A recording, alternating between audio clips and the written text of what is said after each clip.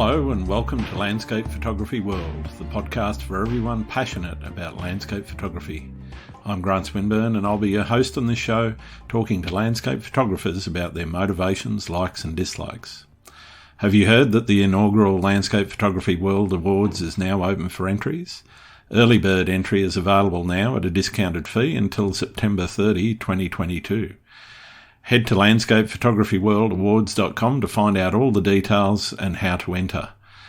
There's some amazing prizes to be won, and I'll be publishing a book and a calendar with the top images at the end of the competition, so there's plenty to look forward to.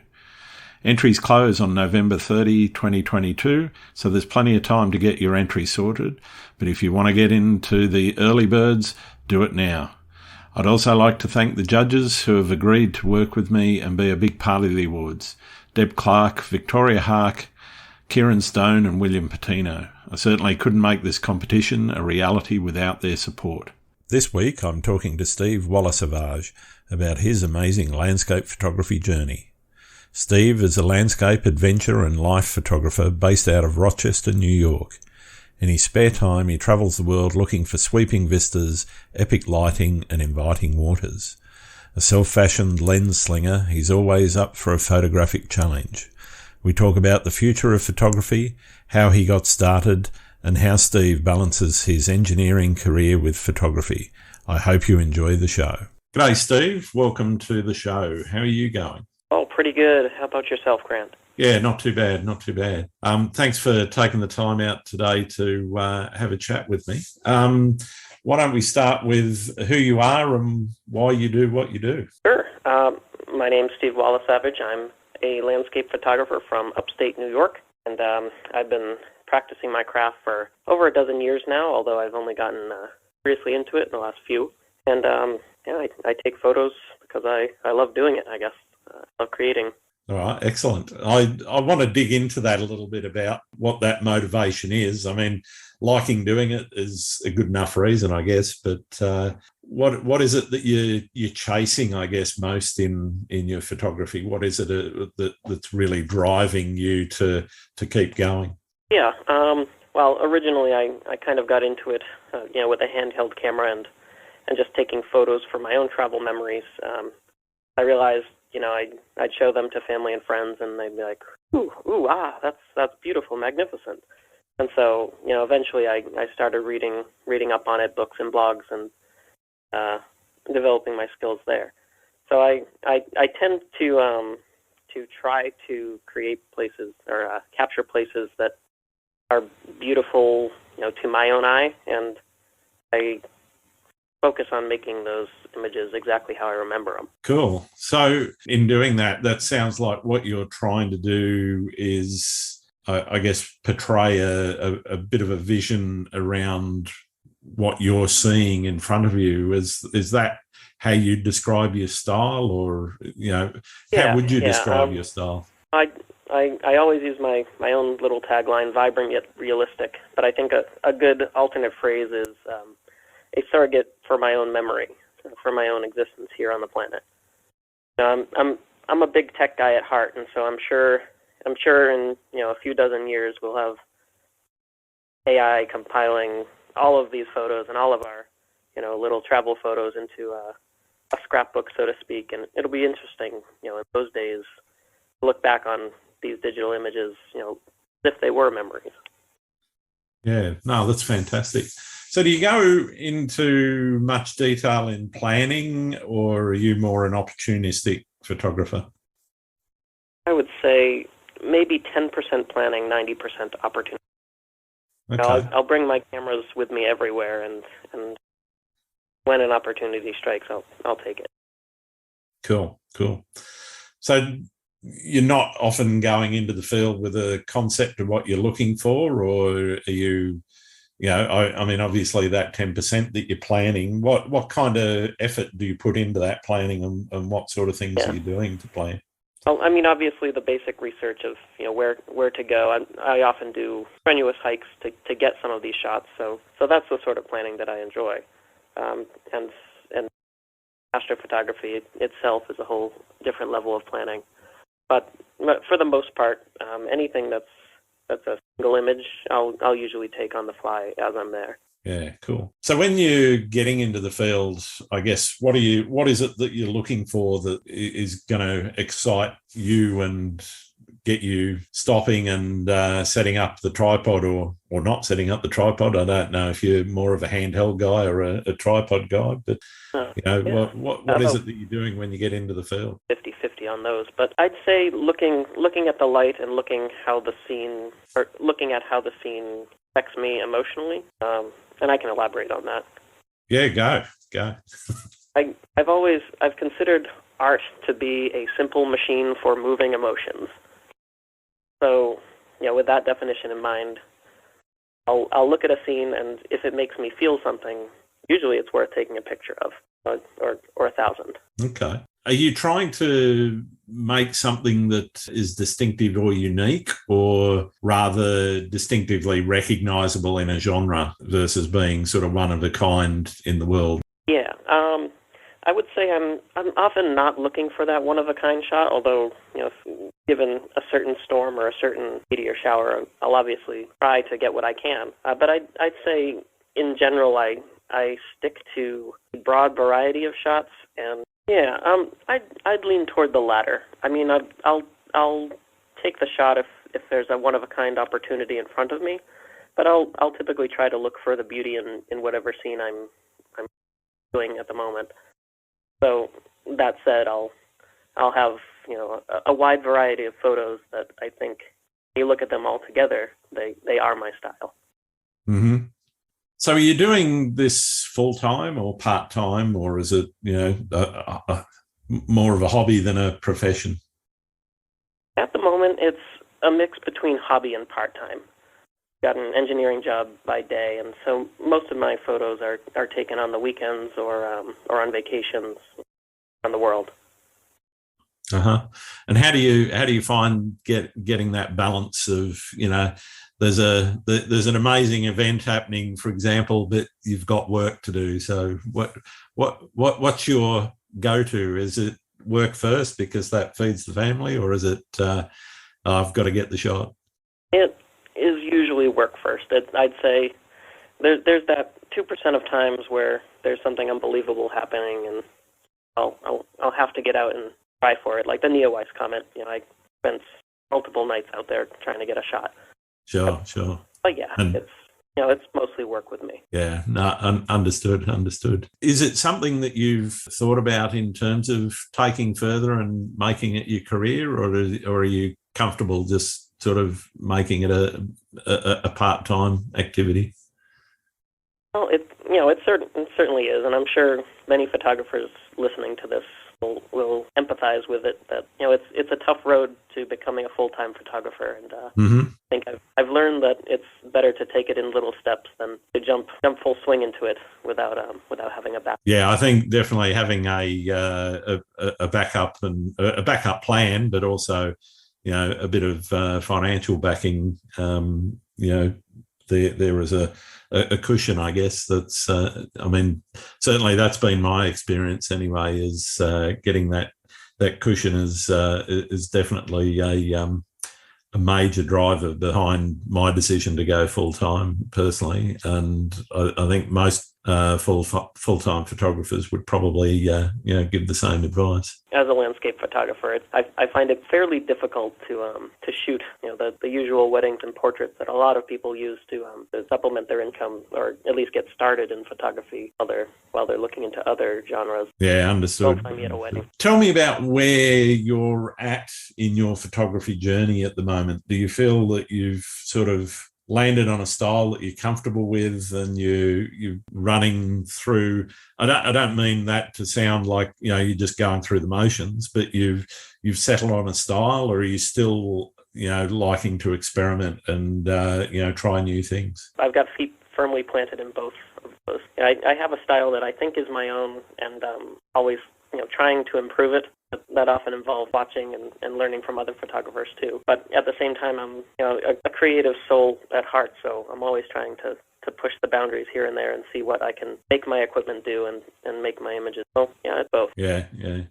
And I think that's a really important point about working with what your equipment and understanding what the limits of your equipment are in photography, and finding either ways around those limits, or finding ways of being creative by pushing those limits. And I think I just wondered if you had any examples of where you think you've pushed those limits, and something that you're particularly proud of in that regard. Yeah, well, it's not anything out of the ordinary, but I've been taking a lot of time lapse videos lately, and I think it blows my mind how much new there is to learn. If you just shift your mindset toward motion instead of capturing a. Yeah. What do you think about, I guess, there's been obviously a lot of discussion and a bit of toing and froing recently with Instagram and its move towards video. Do you see photography itself leaning that way anyway, and people getting more into the moving images than just the static images, or do you still see that there's a place for static images? And I don't just mean in social media, I mean artistically as well. Yeah. I've thought a lot about it, especially with a tech background. There's an interesting future coming to us, and I think a lot of it will be video. Partially because that's what companies are making plenty of revenue off of, and lots of people they want that, and the demand is there. But I think at the end of the day, if we're all wearing virtual reality goggles, we're not going to want to walk through countless halls filled with static images. Yeah. There will always be a demand for it. Yeah. No, I think I agree with you. And it kind of feels a little sad for those of us who've been on a platform like Instagram for years. It is the future, so. Yeah, definitely.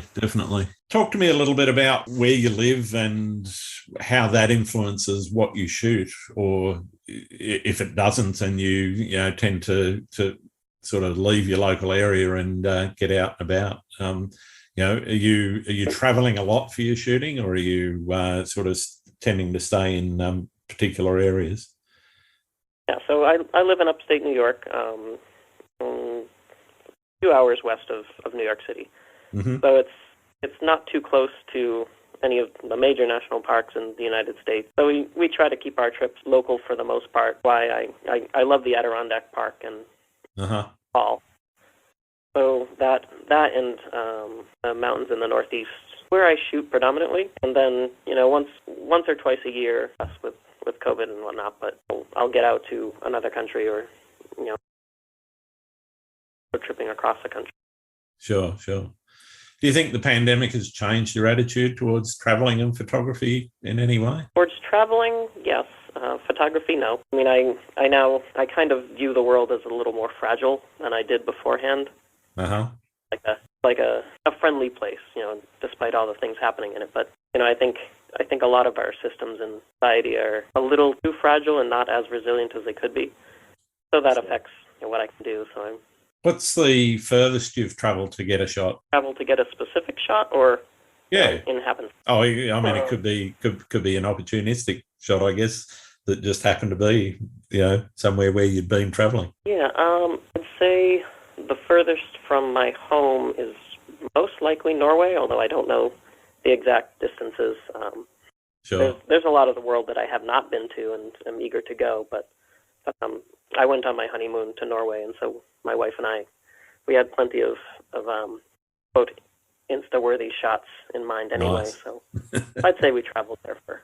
So were you there in summer or winter? That was in the height of summer. Yeah, okay. Still, I mean, Norway's, at least for now, still you can still get quite a bit of snow there on the mountains in places. But I believe, I mean, it's a stunning area regardless of what the season is. But but I guess middle of summer you're not going to be getting the typical Northern Lights sort of shots. Yeah, I've maybe twice in my life I've captured the Northern Lights mentally, and none was planned, and definitely Norway, Iceland, and Alaska are on my bucket list. Cool. Do you have a favourite spot that you like to, keep going back to, that I guess either you haven't nailed what it is that you wanted to get from there, or you just think there's so many opportunities that you just keep getting drawn back there? Yeah, so a few years ago I would have said Banff National Park. I think it makes sense for photographers to go places that are visually stunning in all directions, no matter where you go or what you point at. But more recently, I traveled across the USA in a van with my wife, and I kind of fell in love with the desert, the American Southwest. So put that as my answer for now. Nice. I love the nostalgic feel combined with a lot of rugged beauty for miles. Okay. So I guess what's the nostalgic feel that you're looking for? Is it the old John Wayne Western sort of thing, or? Yeah, well, I mean, I know that the Old West is not as romantic as the movies make out, but it is pretty cool to be driving through towns that settled by people a mere 100 or 150 years ago, and a lot has not changed. Yeah, yeah. If you had one place of all of the places that you've shot that you could retire to, which one do you think it would be? I'd say most likely the Pacific Northwest somewhere. I'm not sure where, but that kind of has it all for me. Yep. So where, anywhere in particular, or just in general somewhere there around Oregon, Washington? Most likely somewhere in Washington with a view of the mountains and the ocean. Sure. Sorry, I'm being too picky, but that combined with the fairly nice weather most of the time. Yeah. What's the most memorable experience you've had while out taking photos? In terms of my favorite memories, I hope this doesn't betray me as a complete loner, but I think we all are as landscape photographers. Yeah. We I don't know about you, but people in my shots annoy me. Exactly. No, yeah, I think some of my favorite memories are just myself alone, hiking through a couple miles of desert to be out alone under the stars. I think the phrase is core memories, and saying that brought it up. Yeah, nice. How about any horror stories? All horror stories that I have are self-inflicted. That's okay, unless they're particularly embarrassing and you don't want to talk about it. Well, it's embarrassing, but I don't mind saying. And there was my hike up to Berg Lake. I was in charge of bringing our water filters that hike, and I did in fact not bring them. And so we 13 hours that day on maybe 2 liters of water between us, and it was rough. That's a core memory I don't want to remember. Yeah, fair enough. Understood and understandable. But I count my blessings. No bears, no ill encounters in sketchy areas. So yeah, no, that's good. I mean, I think safety's a big deal, and listeners to my podcast probably get bored with me saying it, but being safe, and also when you think about it, safe drinking water, pretty important too. Yeah. And you can't take more photos if you don't make it back this time. So. No, that's exactly it. Yeah. No photos worth dying for, as far as I'm concerned. What has the practice of photography taught you about the world? Oh, I like to think about the photos that I'm taking, through a very physical point of view. I really enjoy thinking about how the light is bouncing off of this object and hitting my camera lens, hitting the sensor, eventually hitting my eyes. It's really interesting to me to be able to drift off into that philosophical in between, where you're taking a picture of a real place, but somehow you're bringing it to other people. Yeah, right. That's a really weird thing, but it's really fun to think about. Yeah, no, definitely, and it's something that I've thought a bit about as well. And it's one of the things that blows my mind as well that you can actually capture that light and carry it around with you. So How did that's you? okay. I guess. Sorry, go on. I was just thinking that applies not just to the world but to the universe. Yeah, absolutely, absolutely. So, how did you learn photography and your processing? Was it something that you went and did some formal education for, or were you self-taught, or did you have a mentor? Yeah, a combination of self-taught and YouTube University. Mm-hmm. It's it's honestly a lot of trial and error. If there's a specific technique I need to learn, I'll usually learn it on the fly and in the field, which you can see that from some of my earlier photos. Yeah, no mentor, so to speak. Although I do have a lot of people I've looked up to, and not many people holding my hand. Yeah, yeah. So, what does your processing workflow look like? Are you straight home with the card slotted into the computer and get them up on screen and start editing, or are you someone that likes to sort of let them gestate or marinate for a while before you get into the edit? I am in the last camp to the extreme. I'll have trips and I'll forget about for years and then find them. But thankfully, I do organize things at least on the computer and on my hard drives legibly before I'll forget about them. But I definitely don't go straight home to edit. When I hear people do, it just boggles my mind because I'm... Yeah, it's an anathema to you. Not anathema, but just hard to understand. Okay. I'm a bit in both camps. I mean, there's stuff from years ago that I know is there and I just haven't got to, but there's other stuff that I kind of go, yeah, I've nailed that. I really want to go and have a look and see how it looks and get it up on the screen and get it out there and share it with people. Yeah, well, I'd be lying if I said there weren't shoots that are like that. Not my typical. So do you do much printing of your work? No, that's one thing that I've never really gotten into. I've sold prints here and there, but through third-party websites. Not something that I know much about. Okay. It probably makes you a little bit unusual to some of the photographers that I've spoken to.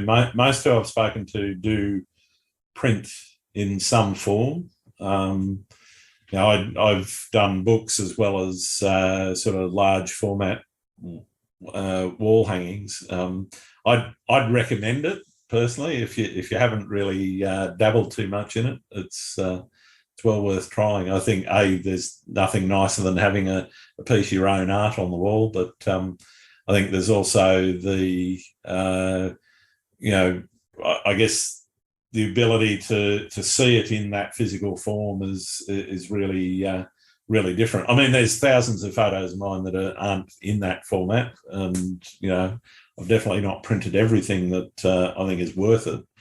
But I think it's definitely something that's well worth doing. Have you ever hit a creative wall? Yeah, I will say during the middle of 2020, once the pandemic was recognized and part of our lives, I think we had not traveled anywhere for a few months, not even outside of our neighborhood and house. So it was really getting to me, not being able to go out and shoot. Even the Adirondacks were off limits at that point for us. Yeah, that was the biggest roadblock to me making new images. Sure. So how did you sort of get yourself out of that, and what did you do to sort of circumvent being in that situation? Well, serious chat about risks and rewards, and then actually going out. Well, I think I can explain it. Eventually decided in the fall and winter that it was worth our time to get out of the house so that we're not driving each other crazy. Yeah. Fair enough. What do you see as the biggest challenge facing photography right now? I think it's going to be claiming and proclaiming its space in the world as it's progressing. I think there's going to be all sorts of new technologies, new places that people are going with art, with creativity, and it's going to be hard for photographers, especially still landscape photographers to keep their voices heard. Digital art and 3D stuff, and eventually augmented reality and virtual reality. Why would anyone want a picture of Half Dome if you put on your goggles and go there? And I think it'll take some serious PR and marketing work, air quotes, but not really.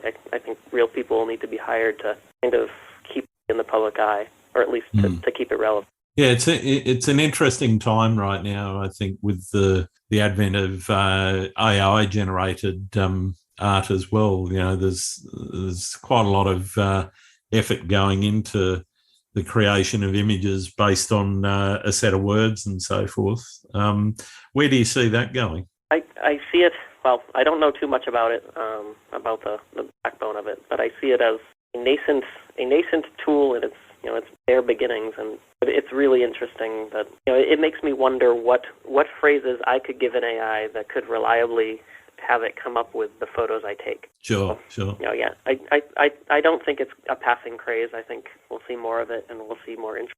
Oh, absolutely. I don't think it's going away anytime soon. What's your favourite thing about being a photographer? Well, I think just knowing that I've been to all of these places, and having a personal memory of my own to look back on. At the end of the day, the memories will fade, and the inevitability of everyone's demise is we all reckon with. But these images I'm taking, they represent the place that I was. I was here. What's the least favourite thing about being a photographer? Getting camera cards. Why is that? There's been a few times where I was someplace I really wanted to go, and there was no card in my camera or in my bag. So, ouch. But that was years ago. I've learned my lesson. Yeah, I'm pretty much always travelling with about half a dozen cards, and always make sure that there's one in the camera. Yeah, one secret I've learned is to just put one in my wallet and forget about it, and eventually I'll need it. So it's good to know. Yeah. What do you like to do when you're not out shooting? And I love spending time with my family in the outdoors. We go for hikes, short and long.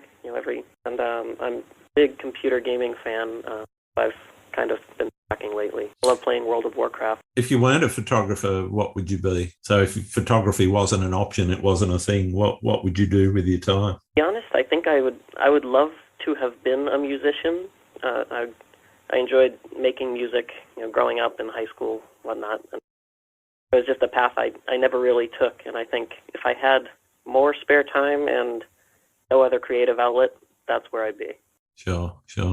Are there any particular photographers that are catching your eye at the moment that you think I should be talking to on the podcast? I would say too many. I spend a lot of time in various social media, and I'll get a set of names together for you. Yeah, no problem at all. Well, I've got one last question, and for many people, it's the most important one that I can ask. Do you like pineapple on pizza? That is a firm no. Hurl that into the sun. Not a thing you like. No, sorry. That's totally fine.